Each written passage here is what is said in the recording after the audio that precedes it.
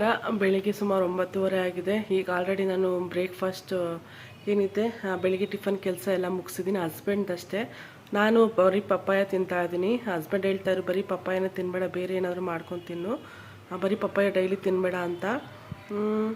ಸೋಮವಾರದಿಂದ ಜಿಮ್ಮಿಗೆ ಹೋಗೋಣ ಅಂತ ಅಂದ್ಕೊಂಡಿದ್ದೀನಿ. ಯೋಗ ಕ್ಲಾಸ್ಗೆ ಹೋಗ್ತಾ ಇದೆ ಅಲ್ವಾ. ನಾನೇನು ಅಂದ್ಕೊಂಡಿದ್ದೆ ಅಂದರೆ ಬೆಳಿಗ್ಗೆ ಯೋಗ ಹೋಗೋಣ, ಸಂಜೆ ಜಿಮ್ಗೆ ಹೋಗೋಣ ಅಂತ ಅಂದ್ಕೊಂಡಿದ್ದೆ. ಸಂಜೆ ಫಸ್ಟು ವಾಕ್ ಹೋಗ್ತಾಯಿದ್ದೆ, ಆದರೆ ವಾಕ್ ಹೋಗೋಕೆ ಆಗ್ತಾ ಇರಲಿಲ್ಲ, ಜಾಸ್ತಿ ಆಗುತ್ತೆ ಅಂತ ಹೇಳ್ತಾಯಿದ್ರು. ಆದರೂ ಇರಲಿ ಅಂತ ಹೇಳ್ಬಿಟ್ಟು ಹೋದರೆ ಅವರು ಪರ್ಸ್ನಲ್ ಟ್ರೈನರ್, ನನಗೇನು ಗೊತ್ತಿಲ್ಲಲ್ಲ, ಅವ್ರು ಹೇಳಿದರು ಬೆಳಿಗ್ಗೆ ಅಷ್ಟೇ ನಾನು ಇರ್ತೀನಿ. ಅಂದರೆ ಹಸ್ಬೆಂಡ್ ಕೂಡ ಜಿಮ್ಮಿಗೆ ಹೋಗ್ತಾ ಇದ್ದಾರೆ ಅಲ್ವಾ, ಅವರು ಕೂಡ ಅದೇ ಟ್ರೈನರ್ನ ತೊಗೊಂಡಿದ್ದಾರೆ. ಹಾಗಾಗಿ ಅವ್ರು ಹೇಳಿದ್ದು ಬೆಳಿಗ್ಗೆನೇ ಇರ್ತೀವಿ ಅಂತ ಹೇಳಿದ್ರಂತೆ. ಹಾಗಾಗಿ ಸರಿ ನೀನು ಬೆಳಿಗ್ಗೆನೇ ಹೋಗಬೇಕಾದ್ರೆ ಯೋಗ ಒಂದು ಸ್ವಲ್ಪ ದಿನ ಸ್ಕಿಪ್ ಮಾಡು ಅಂತ ಹೇಳಿದ್ರು. ನಾನು ಅಂದ್ಕೊಂಡಿದ್ದೀನಿ ನೋಡೋಣ, ಒಂದು ಸ್ವಲ್ಪ ದಿನ ಸಂಜೆ ಯೋಗ ಹೋಗೋಣ, ಒಂದು ವೀಕ್ ನೋಡ್ಕೊಳ್ಳೋಣ ಅಂತ ಅಂದ್ಕೊಂಡಿದ್ದೀನಿ. ಹೇಗಾಗತ್ತೆ ಅಂತ, ನನಗೆ ಕಂಫರ್ಟಬಲ್ ಆಗುತ್ತಾ ಏನು ಅಂತ. ಇಲ್ಲ ಅಂದರೆ 1-2 ತಿಂಗಳು ತೊಗೊಂಡು ಟ್ರೈನರು, ಆಮೇಲೆ ಮಾಮೂಲಿ ಸಂಜೆ ಜಿಮ್ಗೆ ಹೋಗಿ ಬೆಳಗ್ಗೆ ಯೋಗ ಕ್ಲಾಸ್ಗೆ ಹೋಗ್ಬೋದು. ಆಗ ಅಂದ್ಕೊಂಡಿದ್ದೀನಿ, ನೋಡೋಣ ಏನು ಮಾಡ್ತೀನಿ ಅಂತ. ಹಾಗಾಗಿ ಸೋಮವಾರದಿಂದ ಏನು ಬ್ರೇಕ್ಫಾಸ್ಟ್, ಏನಾದರೂ ಜಿಮ್ಮಿಗೆ ಹೋದಾಗ ಸ್ವಲ್ಪ ಏನಾದರೂ ಬೇರೆ ತಿನ್ನಬೇಕಾಗತ್ತೆ. ಬರೀ ಫ್ರೂಟ್ಸ್ ತಿನ್ಕೊಂಡೋದ್ರೆ ಮಾಡೋಕ್ಕಾಗಲ್ಲ, ಸುಸ್ತಾಗತ್ತೆ. ಹಾಗಾಗಿ ಇವತ್ತು ಒಂದು ದಿವಸ ಪಪ್ಪಾಯ ಇದೆ, ಮುಗಿಸ್ತೀನಿ ಅಂತ ಹೇಳ್ಬಿಟ್ಟು ನಾನು ಪಪ್ಪಾಯ ತಿಂತಾಯಿದ್ದೀನಿ. ಅವ್ರಿಗೆ ತೋರಿಸ್ತೀನಿ ನಾನು ಏನೇನು ಮಾಡಿದ್ದೀನಿ ಅಂತ. ಡೈಲಿ ಅವ್ರಿಗೆ ಬ್ರೇಕ್ಫಾಸ್ಟ್ ಮಾಡೋ ಅಂತ ಇದರಲ್ಲಿ ನಾನು ಮಾಡ್ಕೊಳ್ಳೋದೇ ಇಲ್ಲ, ಅಷ್ಟು ಇರುತ್ತೆ. ಅವ್ರಿಗೆ ಜಿಮ್ಮಿಗೆ ಹೋಗೋದ್ರಿಂದ, ಅವ್ರು ಡಯಟ್ ಮಾಡ್ತಾ ಇರೋದ್ರಿಂದ. ಚಿಕನ್ ಅಂತೆ, ಮತ್ತು ಕಾಳುಗಳು, ಮಿಕ್ಸ್ ಕಾಳು, ಪಲ್ಯ, ರೈಸು, ಮೊಟ್ಟೆ, ಸಲಾಡು ಎಲ್ಲ ಕೂಡ ರೆಡಿ ಮಾಡಬೇಕು. ಆಲ್ರೆಡಿ ನಾನು 1 ತಿಂಗಳಿಂದ ಮಾಡ್ತಾಯಿದ್ದೀನಿ ಇದನ್ನೆಲ್ಲ ಅವ್ರಿಗೆ ಮಾಡಿಕೊಟ್ಟು ನಾನು ಬರೀ ಪಪ್ಪಾಯ ತಿನ್ಕೊಂಡು ಹೋಗ್ತೀನಿ. ನಾನು ಕೂಡ ಮಾಡ್ಕೋಬೋದು, ಟೈಮ್ ಇರುತ್ತೆ, ಆದರೆ ನಾನು ತಿನ್ನೋದಿಲ್ಲ. ಅಂದರೆ ಬೆಳಿಗ್ಗೆನೇ ತಿನ್ಬಿಟ್ಟು ಹೋಗ್ಬಿಟ್ರೆ ಅಲ್ಲಿ ಯೋಗ ಮಾಡೋಕ್ಕಾಗಲ್ಲ ಅಂತ ನಾನು ತಿಂತಾ ಇರಲಿಲ್ಲ. ಮತ್ತು ವೆದರ್ ಕೂಡ ಇವತ್ತು ತುಂಬಾ ಚೆನ್ನಾಗಿದೆ. ಬೆಳಗ್ಗೆ ಮಳೆ ಕೂಡ ಬರ್ತಾಯಿತ್ತು. ಇದೊಂದು ಪಾರ್ಸಲ್, ಇದು ಹಸ್ಬೆಂಡ್ದು ಜಾಕೆಟನ್ನು ಬುಕ್ ಮಾಡ್ಕೊಂಡಿದ್ದಾರೆ, ಪುಲೋವರ್ ಬುಕ್ ಮಾಡ್ಕೊಂಡಿದ್ದಾರೆ. ಅದಕ್ಕೆ ಒಂದು ಸರಿ ಕಲರ್ ಬೇರೆ ಬರುತ್ತೆ, ಒಂದು ಸರಿ ಸೈಜ್ ಬೇರೆ ಬರುತ್ತೆ. ಅದು ಆಲ್ರೆಡಿ ಒಂದು ವೀಕಿಂದನೂ ಅಲ್ಲೇ ಇದೆ. ನಿನ್ನೆ ಒಂದು ಬೇರೆ ತಂದ್ಕೊಟ್ಟು ಹೋದರು, ಕಲರ್ ಚೇಂಜ್ ಮಾಡಿಬಿಟ್ಟಿದ್ದಾರೆ. ಈಗ ಮತ್ತೆ ರಿಟರ್ನ್ ಹಾಕಿದ್ದಾರೆ. ಈಗ ಕಲರ್ ಬರೋವರೆಗೂ ಅದು ಒಳಗಡೆ ಎತ್ತಿರ್ತೀನಿ. ನೈಟ್ ನೋಡ್ಬಿಟ್ಟು ಅಲ್ಲೇ ಇಟ್ಟಿದ್ದೆ. ಮತ್ತು ಈಗ ಕಾಫಿ ಕೂಡ ಕುಡಿತಾ ಇದ್ದೀನಿ. ಬೆಳಗ್ಗೆ ಎದ್ದು ಶುಂಠಿ ವಾಟ್ರ್ ಕುಡಿದೆ, ಈಗ ಕಾಫಿ ಕುಡಿತಾ ಇದ್ದೀನಿ. ಆಮೇಲೆ ಒಂದು 1/2 ಅವರ್ ಬಿಟ್ಕೊಂಡು 1 ಅವರೇ ಆಗುತ್ತೆ, ಆಮೇಲೆ ನಾನು ಪಪ್ಪಾಯ ತಿಂತೀನಿ. ತೋರಿಸ್ತೀನಿ ನಾನು ನಿಮಗೆ.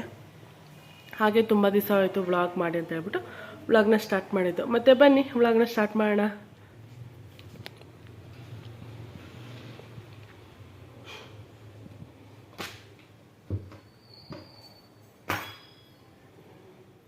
ನಾವು ಪ್ರತಿಯೊಂದು ಊಟದಲ್ಲೂ ಕೂಡ ಆದಷ್ಟು ಈ ತರಕಾರಿಗಳನ್ನೆಲ್ಲ ಜಾಸ್ತಿ ತಿನ್ನೋದ್ರಿಂದ ಡೈಜೆಷನ್ಗೆ ಹೆಲ್ಪ್ ಆಗುತ್ತೆ. ಮತ್ತು ನಾವು ಜಾಸ್ತಿ ಕಾರ್ಬ್ಸ್ ತಿನ್ನೋದಿಲ್ಲ. ಕಾರ್ಬ್ಸ್ ಅಂದರೆ ಈಗ ಮುದ್ದೆ, ಚಪಾತಿ, ಆ ಥರ ಮೇಯ್ನ್ ಕೋರ್ಸ್ ಏನಿರುತ್ತೆ, ನಾವು ಅದನ್ನು ಜಾಸ್ತಿ ತಿಂದರೆ ವೆಯ್ಟ್ ಜಾಸ್ತಿ ಆಗುತ್ತೆ. ಸ್ವಲ್ಪ ಈ ರೀತಿ ತರಕಾರಿ ಮತ್ತು ಕಾಳುಗಳಲ್ಲಿ ನಾವು ಹೊಟ್ಟೆ ತುಂಬಿಸ್ಕೊಂಡು ಅದನ್ನು ಕಮ್ಮಿ ತಿನ್ನೋದ್ರಿಂದ ವೆಯ್ಟ್ ಕೂಡ ಕಮ್ಮಿ ಆಗುತ್ತೆ, ಬ್ಯಾಲೆನ್ಸ್ ಆಗಿರುತ್ತೆ. ನಾನು ನೆಕ್ಸ್ಟ್ ಮುಂದೆ ಹೋಗ್ತಾ ವ್ಲಾಗಲ್ಲಿ ತೋರಿಸ್ತೀನಿ. ಯಾಕಂದರೆ ನಾನು ಕೂಡ ಡಯಟ್ ಚಾರ್ಟ್ ಎಲ್ಲ ಕೂಡ ತೊಗೊಂಡು ಆ ವೆಯ್ಟ್ ಕೂಡ ಲಾಸ್ ಮಾಡ್ಕೊಂಡಿದ್ದೀನಿ. ಹಾಗಾಗಿ ನನಗೆ ಗೊತ್ತಿದೆ ಯಾವ ಥರ ಡಯಟ್ ಮಾಡಬೇಕು ಅಂತ. ಆದರೆ ಇದನ್ನು ಎಲ್ಲರಿಗೂ ಸೆಟ್ ಆಗುತ್ತೆ ಅಂತ ಹೇಳೋಕ್ಕಾಗಲ್ಲ. ನನಗಂತೂ ಚೆನ್ನಾಗಿ ಸೆಟ್ ಆಗುತ್ತೆ. ವಾರದಲ್ಲಿ ಒಂದು 4 kg ಅಂತೂ ನಾನು ಕರೆಕ್ಟಾಗಿ ಡಯಟ್ ಮಾಡಿದ್ರೆ ಒಂದು 4 kg ಅಷ್ಟು ವೆಯ್ಟ್ ಲಾಸ್ ಮಾಡ್ಕೋಬೋದು. ಹಸ್ಬೆಂಡ್ಗೂ ಅಷ್ಟೇ ಸೇಮ್. ಅಂದರೆ ಅವ್ರು ನಂತರ ಡಯಟ್ ಮಾಡಲ್ಲ, ಅವ್ರು ಜಾಸ್ತಿ ಚಿಕನ್ನು ಆ ಥರ ಎಲ್ಲ ಇರುತ್ತೆ. ನಾನು ತೊಗೊಂಡಿದ್ದಂಥ ಡಯಟಲ್ಲಿ ಜಾಸ್ತಿ ತರಕಾರಿಗಳು, ಕಾಳು ಈ ಥರನೇ ಇರ್ತಿತ್ತು. ನಾನ್ ವೆಜ್ ಅನ್ನೋದು ವೀಕ್ಲಿ ಒನ್ಸ್ ಅಥವಾ 2 ಟೈಮ್ಸ್ ಇರ್ತಿತ್ತು ಅಷ್ಟೇ. ನಾನು ಜಾಸ್ತಿ ಸೊಪ್ಪು, ತರಕಾರಿ, ಪಲ್ಯನೇ ತಿಂತಾಯಿದ್ದಿದ್ದು. ಈ PCOD ಎಲ್ಲ ಇದ್ದಾಗ ತುಂಬಾ ಕಾಳು, ಹಸಿ ತರಕಾರಿ ಮತ್ತು ಪಲ್ಯಗಳು ಇದನ್ನೇ ಜಾಸ್ತಿ ತಿನ್ನಬೇಕಾಗತ್ತೆ. ಜಾಸ್ತಿ ವರ್ಕೌಟ್ ಮಾಡಬೇಕಾಗತ್ತೆ, ಮತ್ತು ಜಾಸ್ತಿ ಟೆನ್ಷನ್ ತೊಗೋಬಾರ್ದು. ತುಂಬಾ ಕಷ್ಟ ಇದೆ. ಮತ್ತು ಇದು ಚಿಕನ್ ಹಸ್ಬೆಂಡಿಗೆ ಮಾಡಿರೋದು. ಇವತ್ತು ನಾನು ಸ್ವಲ್ಪ ಎಕ್ಸ್ಟ್ರಾ ಮಾಡ್ಕೊಂಡಿದ್ದೀನಿ, ನನಗೂ ಬೇಕು ಅಂತ. ಅದಕ್ಕೆ ಇಸ್ಕಿದ ಬೇಳೆ ಕಾಳು ಹಾಕ್ಬಿಟ್ಟು ಮಾಡಿದ್ವಿ, ಚೆನ್ನಾಗಿತ್ತು. ಗ್ರೇವಿಗೆ ತುಂಬ ಚೆನ್ನಾಗಾಗಿತ್ತು. ಅದಾದಮೇಲೆ ಇದು ಕಾಳು, ಡೈಲಿ ಅವರಿಗೆ ಕಾಳು ಪಲ್ಯ ಕೊಡಬೇಕಲ್ವ, ಹಾಗಾಗಿ ಈ ಥರ ಮಿಕ್ಸ್ ಕಾಳನ್ನು ನೆನೆಸ್ಬಿಟ್ಟು ಇಟ್ಕೊಂಡಿರ್ತೀನಿ ಫ್ರಿಜ್ಜಲ್ಲಿ. ಮೊಳಕೆನೂ ಬರ್ಸೋದಿಲ್ಲ, ಹಾಗೆ ಇಟ್ಕೊಂಡಿರ್ತೀನಿ. ಬೆಳಗ್ಗೆ ನೋಡ್ಬೋದು ಈ ಥರ ಅವ್ರಿಗೊಂದು ಮೊಟ್ಟೆ ಮತ್ತು ಸ್ವಲ್ಪ ಕಾಳಿನ ಪಲ್ಯ, ಒಂದು 80 ಗ್ರಾಮ್ನಷ್ಟೇನೋ ಕಾಳು ಕೊಡಬೇಕು. ಅದನ್ನು ಒಗ್ಗರಣೆ ಹಾಕ್ಕೊಡ್ತೀನಿ, ಅದು ತಿನ್ನೋಕ್ಕಾಗೋದಿಲ್ಲ ಅಂತ. ಮತ್ತು ಮಧ್ಯಾಹ್ನಕ್ಕೆ ಸ್ವಲ್ಪ ರೈಸು, ಒಂದು ಮೊಟ್ಟೆ ಮತ್ತು ಸಲಾಡು ಮತ್ತು ಚಿಕನ್ನು, ಇದ್ರ ಜೊತೆಗೆ ಡ್ರೈ ಫ್ರೂಟ್ಸ್ ಕೂಡ ಇರುತ್ತೆ ಸ್ವಲ್ಪ.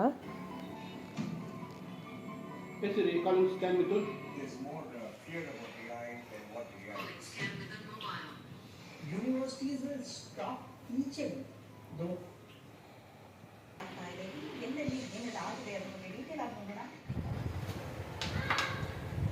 ಪಪ್ಪಾಯ ಮಿಕ್ಕಿರೋದು ಈ ಥರ ಬಾಕ್ಸ್ಗೆ ಹಾಕಿ ಇಟ್ಕೊಂಡ್ಬಿಡ್ತೀನಿ. ಬೆಳಗ್ಗೆ ತೆಗೆದಿಟ್ಟಿರೋದು ಸುಮಾರು ಒಂದು 7:30 ಇನ್ನೂ ಕೋಲ್ಡ್ ಹಂಗೇನೆ ಇದೆ. ಫ್ರಿಜ್ಜಲ್ಲಿ ಇಟ್ಟರೆ ಇದೊಂದು ಪ್ರಾಬ್ಲಮ್ಮು.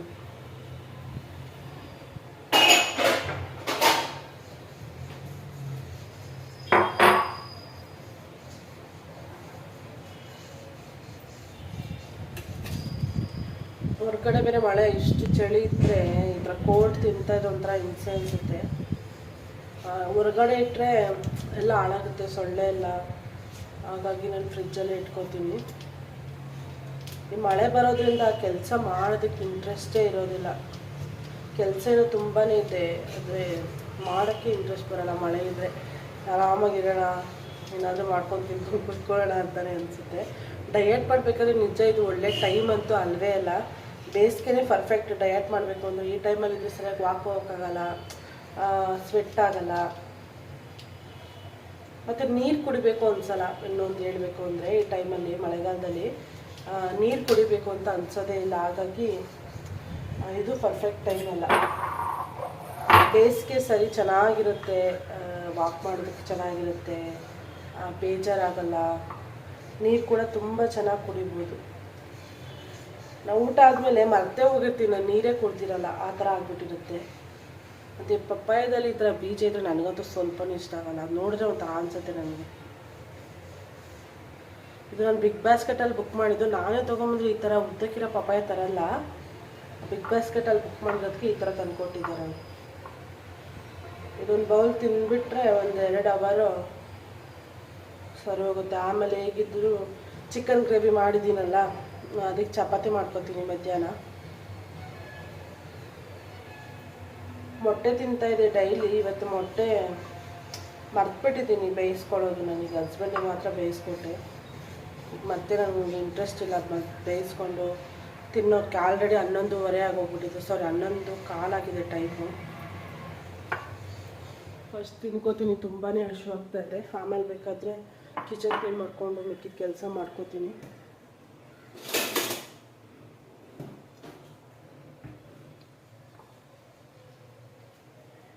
ಇದೆ ಬ್ರೇಕ್ಫಾಸ್ಟು.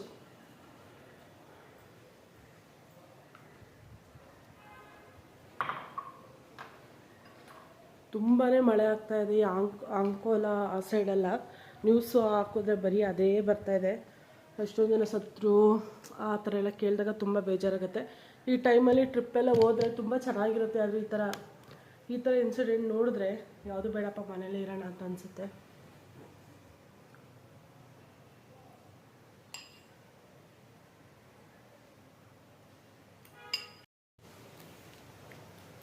ಫ್ರೆಂಡ್ಸ್, ಮತ್ತು ನಾನು ನೆನ್ನೆ ದಿನ ಚಿಕ್ಕಪೇಟೆ ಹೋಗಿದ್ದೆ. ಬೇಜಾರಾಗ್ತಾಯಿತ್ತು ಅಂದ್ಬಿಟ್ಟು ನಾನು ನನ್ನ ತಂಗಿ ಇಬ್ಬರು ಹೋಗಿದ್ವಿ. ವರಮಹಾಲಕ್ಷ್ಮಿಗೆ ಶಾಪಿಂಗ್ ಏನು ಚಿಕ್ಕಪೇಟೆಗೆ ಹೋಗೋಲ್ಲ. ನಾನೇನು ಅಷ್ಟೊಂದು ಸಿಲ್ಕ್ ಸ್ಯಾರೀಸು ಅದು ಇದು ಎಲ್ಲ ಏನು ತೊಗೊಳೋದಿಲ್ಲ. ಸಿಂಪಲಾಗಿದ್ದು ಮೊದಲನೇ ವರ್ಷ. ಗುರುಪ್ರವೇಶದಲ್ಲಿ ನಾನು ಮೊದಲನೇ ಸರಿ ಕೂರಿಸಿದ್ದು. ಈಗ ಲೆಕ್ಕದಲ್ಲಿ ಬಂದರೆ ವರಮಹಾಲಕ್ಷ್ಮಿ ಹಬ್ಬಕ್ಕೆ ಇದು ಮೊದಲನೇ ವರ್ಷ ಕೂರಿಸೋಣ ಅಂತ ಕೂರಿಸ್ಬೇಕು. ಹಾಗಾಗಿ ತುಂಬ ಜನ ಶಾಪಿಂಗ್ ಮಾಡ್ತಾಯಿದ್ರು, ಸಿಲ್ಕ್ ಸೀರೆ ಅದು ಇದು ಅಂತ. ನಾನೇನು ತೊಗೊಳಕ್ಕೆ ಹೋಗಿಲ್ಲ, ನಾನು ಸುಮ್ಮನೆ ಹೋಗಿದ್ದು. ಇನ್ನೂ ಟೈಮ್ ಇದೆ, ಸೀರೆ ತಾನಿಟ್ಟೆ ತೊಗೊಂಡ್ರಾಯ್ತು. ನಾನೇನು ಜಾಸ್ತಿ ಸೀರೆನ ಉಟ್ಕೊಳ್ಳೋದಿಲ್ಲ, ಸುಮ್ಮನೆ ವೇಸ್ಟು ನನ್ನ ಸೀರೆ ತೊಗೊಂಡ್ರು. ಹಾಗಾಗಿ ಸುಮ್ಮನೆ ಹೋಗಿ ಒಂದು ರೌಂಡ್ ಓಡಾಡ್ಕೊಂಬಂದ್ವಿ, ಏನಾದರೂ ಸ್ಪೆಷಲಾಗಿ ಬಂದಿದೆ ಅಂತ. ಅಲ್ಲೋಗಿ ನೋಡಿದ್ರೆ ಫುಲ್ಲು ಮಳೆ, ಎಲ್ಲನೂ ಮುಚ್ಚಿ ಎತ್ತಿಟ್ಟಿದ್ರು ಅಂಗಡಿ ಎಲ್ಲ ಕೂಡ.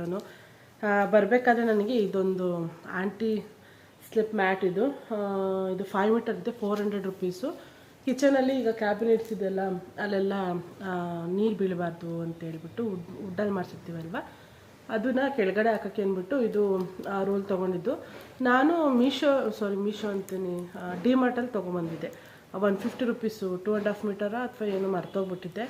ಅದು ತೊಗೊಂಬಂದು ಯಾವ ಮೂಲೆಗೂ ಸಾಕಾಗಲಿಲ್ಲ. ಹಾಗಾಗಿ ಆನ್ಲೈನಲ್ಲಿ ಬರೀ ಬುಕ್ ಮಾಡಿದ್ದೆ, ಅದು ಸಾಕಾಗಲಿಲ್ಲ. ಇನ್ನೂ ಸ್ವಲ್ಪ ಬೇಕಾಗಿತ್ತು ಅಂದ್ಬಿಟ್ಟು 5 ಮೀಟರ್ ಇದ್ದು 450 ಹೇಳಿದ್ದು.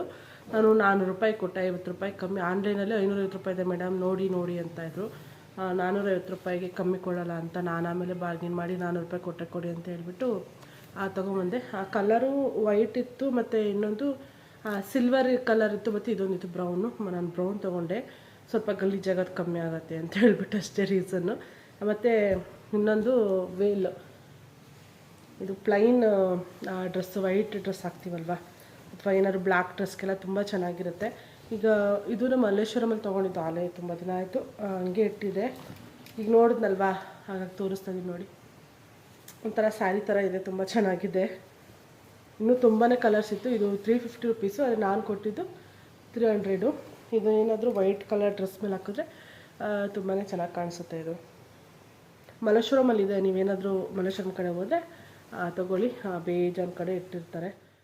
ಈಗ ಮನೆ ಮೇಲೆ ಬಂದೆ, ಮೇಲ್ಗಡೆ ಕೂಡ ರೂಮ್ ಇದೆ ನಮ್ಮದು. ಮಿಷಿನೆಲ್ಲ ಅಲ್ಲೇ ಇಟ್ಟಿದ್ದೆ, ನೈಟೀಸ್ ಎಲ್ಲ ಸ್ಟಿಚ್ ಹಾಕೋಬೇಕಾಗಿತ್ತು, ಹೊಸ ನೈಟಿ ಎಲ್ಲ ಹಂಗೆ ಇಟ್ಟಿದ್ದೆ. ಅದನ್ನು ಸ್ಟಿಚ್ ಹಾಕೊಳ್ಳೋಣ ಅಂತ ಹೇಳ್ಬಿಟ್ಟು ಮೇಲ್ಗಡೆ ಬಂದಿದ್ದೆ. ಶೂಸ್ ಎಲ್ಲ ವಾಶ್ ಮಾಡಬೇಕಾಗಿತ್ತು ಹಸ್ಬೆಂಡು. ಅಲ್ಲೇ ಟೈಮ್ ಆಗೋಯಿತು, ಒಂದು 2 ಅವರ್ ಅಲ್ಲೇ ಆಗೋಯಿತು.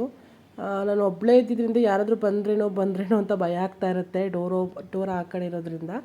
ಹಾಗಾಗಿ ಹಿಂತಿರುಗಿ ನೋಡ್ತಾ ಇದ್ದೆ. ಬಟ್ಟೆ ಕೂಡ ವಾಷಿಂಗ್ ಮಿಷಿನ್ಗೆ ಹಾಕಿದ್ದೆ. ಹಾಗಾಗಿ ಹಂಗೆ ಕೂತ್ಕೊಂಡು 2 ಕೆಲಸನೂ ಆಗ್ತಾಯಿತ್ತು ಅಂದ್ಬಿಟ್ಟು ಬಟ್ಟೆ ಹೊಲಿತಾ ಇದ್ದೆ. ಮಳೆ ಕೂಡ ಬರ್ತಾಯಿತ್ತು ಹೊರಗಡೆ. ಈ ಟೈಮಲ್ಲಿ ಬಟ್ಟೆ ಒಣಗಿಸೋದಂತೂ ತುಂಬಾ ಕಷ್ಟ. ಅಡುಗೆ ಕೂಡ ಮಾಡಬೇಕಾಗಿತ್ತು. ಚಪಾತಿ ಮಾಡೋಣ ಅಂತ ಅಂದ್ಕೊಂಡಿದ್ದೆ, ಆಮೇಲೆ ಟೈಮ್ ಆಗಿಬಿಟ್ಟಿತ್ತು, ಈಗ ಚಪಾತಿ ಎಲ್ಲ ಮಾಡೋಕ್ಕಾಗಲ್ಲ ಅಂದ್ಬಿಟ್ಟು ಸ್ವಲ್ಪ ರೈಸೇ ಮಾಡಿಕೊಂಡು ತಿಂದಿದ್ದಾಯಿತು. ಮತ್ತು ಇಲ್ಲಿಗೆ ಇವತ್ತಿನ ವ್ಲಾಗ್ನ ಮುಗಿಸ್ತಾ ಇದ್ದೀನಿ. ನಿಮಗೇನಾದರೂ ಇಷ್ಟ ಆಗಿದ್ರೆ ಪ್ಲೀಸ್ ಲೈಕ್, ಶೇರ್ ಮತ್ತು ಸಬ್ಸ್ಕ್ರೈಬ್ ಮಾಡ್ಕೊಳ್ಳಿ.